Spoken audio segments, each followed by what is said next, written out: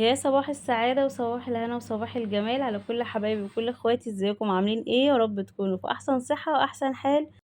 يوم جديد ويوم سعيد ان شاء الله على كل حبايبي، وفيديو جديد يا رب يعجبكم.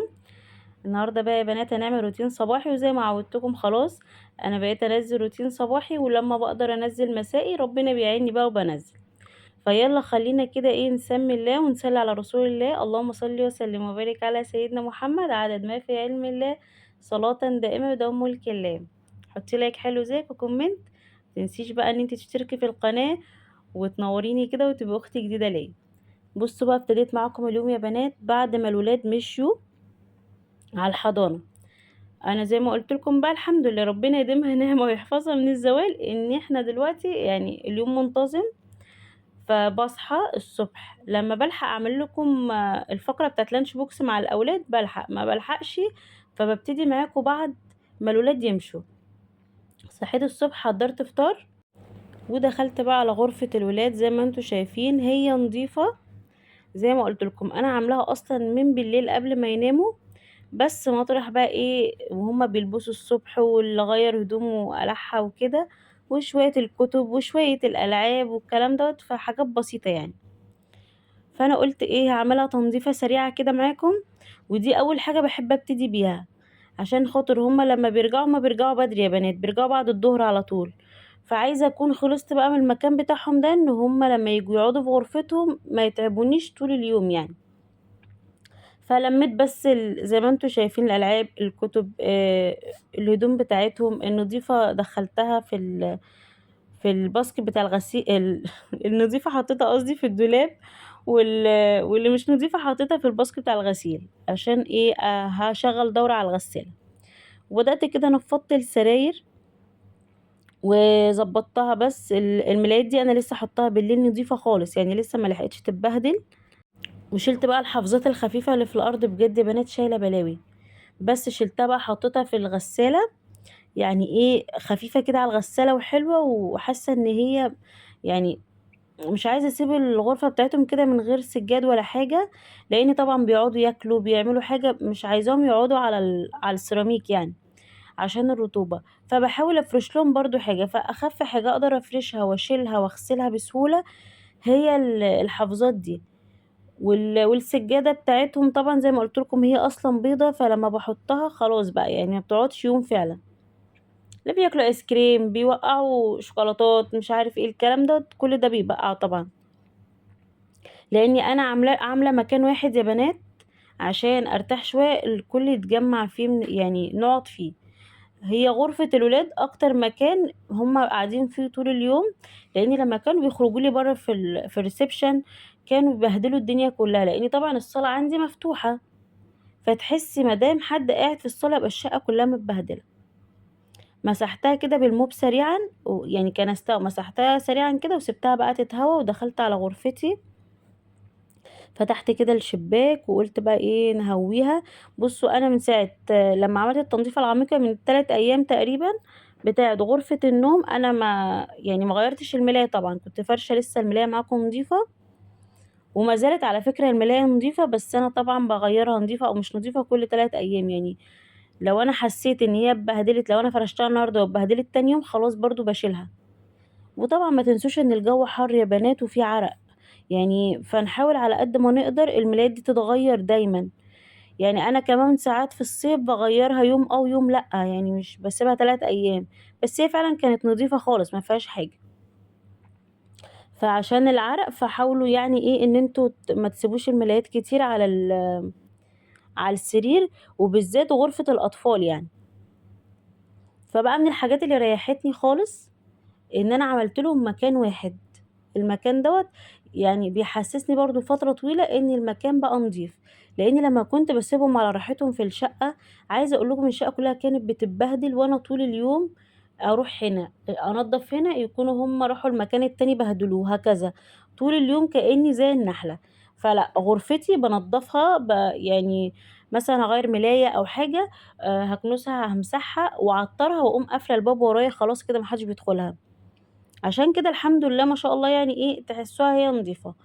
ال- الصالة نفس الكلام، اول ما بخلصها بقوم قافلة الستارة اللي هي من بره الغامقة، فبتعتم الصالة شوية، وبرضو ايه ما بخليش حد يخرج فيها. بالنسبة بقى لغرفتهم، هي ديت الحاجة الوحيدة، هي والتويلت اللي طول اليوم فعلا متبهدلين جدا، اللي هو فعلا متبهدلين بهدله، اللي هو ايه مهما تنضفيهم مش بينضفوا، لان هما كل شويه يخشوا يلعبوا في الصابون، يلعبوا في الفوط، يلعبوا في الحاجه، يدلقوا ميه في الارض، وهما كمان بياخدوا الشاور بيبهدلوا الدنيا جدا. فلا التوليب بيبقى طول اليوم فعلا ايدي فيه، والغرفه بتاعته يعني اكتر مكانين عندي بيتبهدلوا. وطبعا المطبخ انا مش محتاجه اقول لكم، هو المطبخ تحسوا ان هو ايه، ما بينضفش. عندي المطبخ طول اليوم انا واقفه، لو قعدت 24 ساعه فيه مش هيخلص. بس ادينا بنحاول نطلع افكار يا بنات، ان نحاول ننظم المكان كده ويبقى شكله حلو ونضيف وريحته حلو. بصوا، ما خدتش مني اي حاجه، انا بحاول احافظ على التنظيفات العميقه، ان انا كل يوم اقوم اعيد عليها. يا دوبك تغيري بقى ملايه، تمسحي كده من حوالين السجاد بالموب، يعني انا ما شلتش السجاد مع انه صغنن خالص المشايات دي، بس انا كنست ومسحت حواليها كده لان هي نضيفه. بعد بقى ما سبت الغرفه تهوت شويه، قمت بقى قافلاها وطفيت النور زي ما انتم شايفين، وهقفل بقى الباب ورايا، يبقى كده عملت غرفتين. احنا كل ده لسه الصبح بدري يعني. دخلت بقى المطبخ وكانوا الولاد جم ساعتها، فاخدت اللانش بوكسات بتاعتهم، وبدأت بقى مواعين الفطار مع شوية مواعين كانوا عندي والكلام دوت ايه، بدأت ان انا انضف بقى.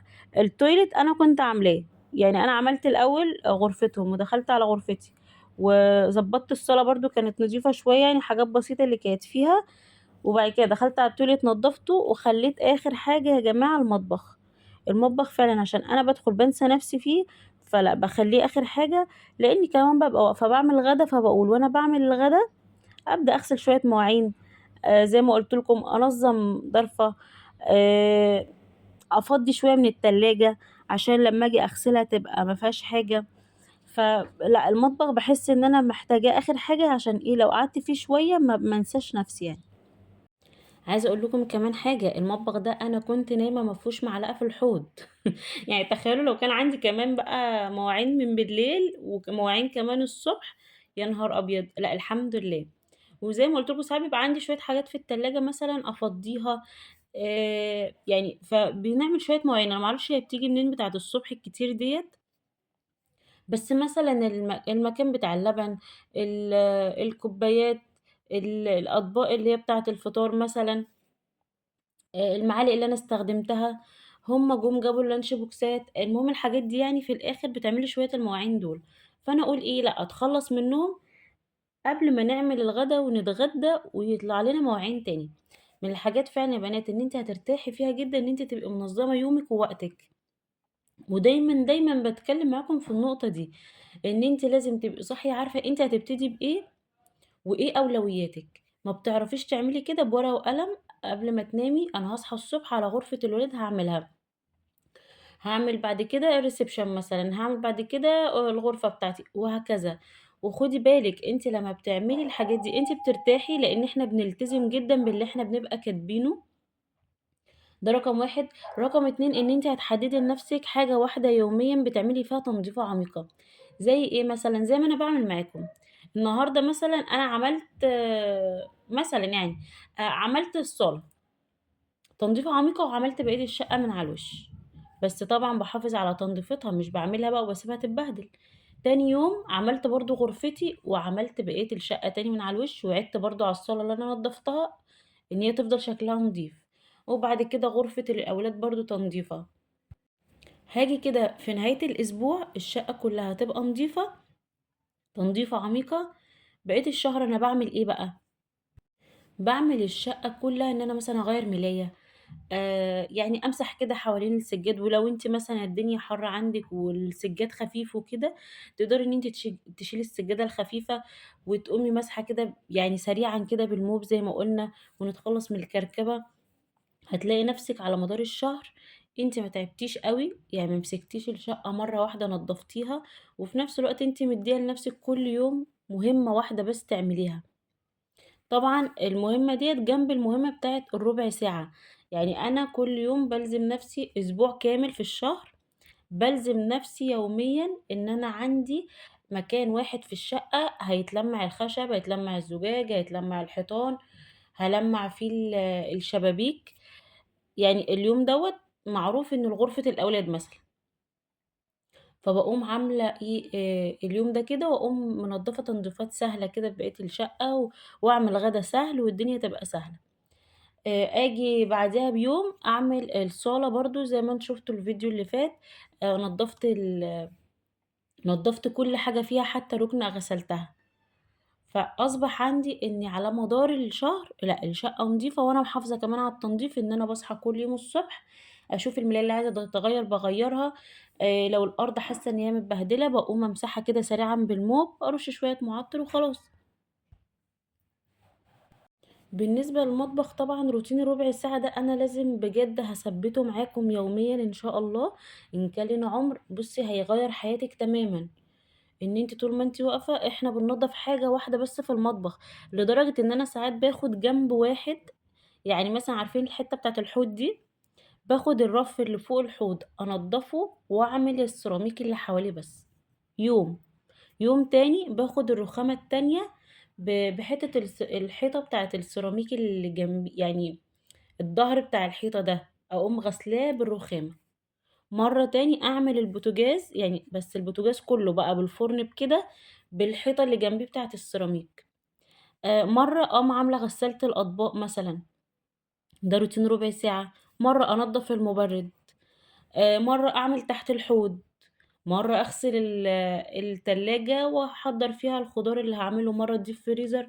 بُصّوا فعلًا على مدار الأسبوع أبُص ألاقي نفسي عشان لمّا آجي أنضّف بقى تنضيفة حلوة، لأ هو مش محتاج. يعني البوتاجاز طبعًا إيدينا بتبقى فيه من فوق، بس الفرن إحنا ما بنعملوش كل يوم، بس أنا ممكن أعمله مرة في الشهر، في تنضيفة الربع ساعة. آدي أسبوع والمطبخ بقى زي الفل معايا. بقية الأيام بقى روتين ربع ساعة ممكن أخلّي يوم أعمل فيه ضرفة الولاد، مرّة ضرفة بنتي، مرّة الضرفة بتاعة جوزي مثلًا أطبّقها وأنظّمها، مرّة الضرفة بتاعتي، مرّة بتاعة الملايات، مرّة كده ألِم الشوزات كلّها أقوم غاسلاها. بُصّي هتلاقي نفسِك كل يوم بتاخدي مهمة، بس تبقي أنتِ عارفة إيه المهمة المهمة بالنسبة لِك. يعني أنا خدت النهارده مثلًا حاجة، آخد الair fryer أنا حاسة إن هي متبهدلة أكتر حاجة مثلًا في المطبخ، فلأ هابتدي إن أنا أنضّفها هي الأول. ويبقى كمان اسمي ما تعبتش، لإني لمّا تيجي تنضّفي الأجهزة كلّها مرّة واحدة مع السيراميك بتاع الحوائط، مع الأرضيات، مع تنضيف الرخام، بجد الموضوع بيبقى صعب جدًا، لإن المطبخ فيه تفاصيل كتير. لمّا تاخديها واحدة، واحدة مش هتحسّي بيها، وتاخدي حاجة واحدة صغيّرة، يعني إن شاء الله حتى إيه، تغسلي الفرن بس، بس تلزمي نَفْسِك بكده، مع التنضيفة اليومية. بُصّي أنتِ كده أسبوع خلّصتِ فيه الشقة كلّها، يعني الكلام ده باقوله وأنتِ بتعملي تنضيفات الشقة كلّها في الأسبوع. يعني أنا مثلًا آآ اخترت أسبوع معيّن في الشهر، اللي هو آخر أسبوع في الشهر، يعني إحنا دلوقتي في شهر كام، في شهر 5.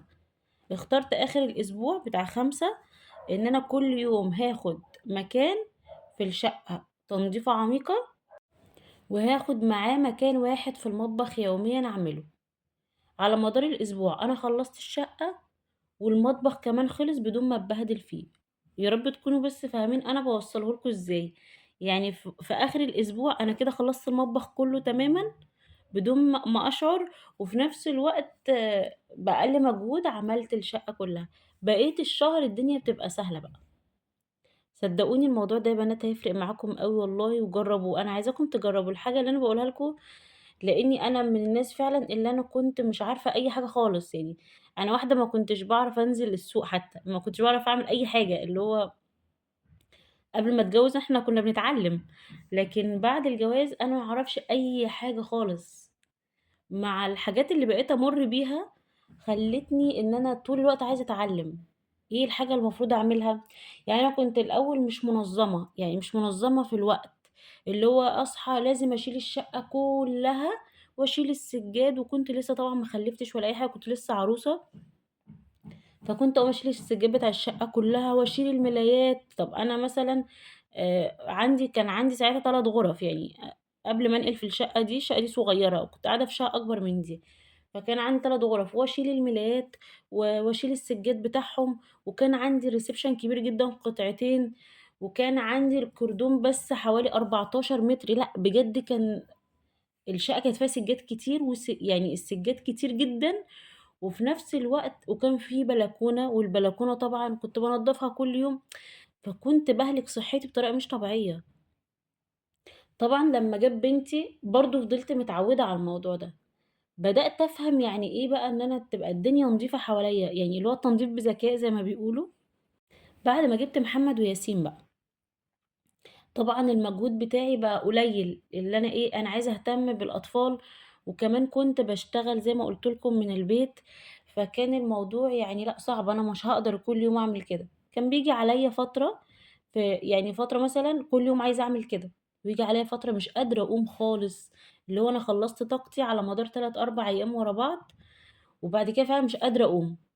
فبدأت إن أنا أدوّر على حلول، وبدأت إن أنا بقيت أسمع فيديوهات ومش عارف إيه، وبدأت إن أنا واحدة، واحدة أنظّم، لدرجة إن أنا كنت بامُر بمراحل اكتئاب بسبب موضوع التنضيف ده.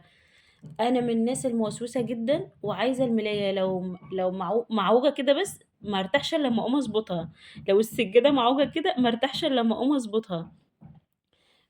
أخدت فعلًا مجهود كبير جدًا إن أنا أقدر أنظّم اليوم زي ما باقول لكم كده، والحمد لله دي أكتر طريقة ريّحتني، والحمد لله خلّت البيت شكله طول الوقت مرتّب ونضيف، وحاجات كتير أوي يا بنات فرقت معايا، طبعًا هاشارككم كل حاجة إن شاء الله، ويا رب تكونوا بتستفادوا من الفيديوهات بتاعتي، عايزاكم تتشجعوا وتتنشطوا كده وتقوموا تشوفوا وراكم إيه، هتوحشوني جدًا، وخلص معاكم الفيديو لحد كده، أشوفكم في فيديو جديد على خير، دمتم في أمان الله.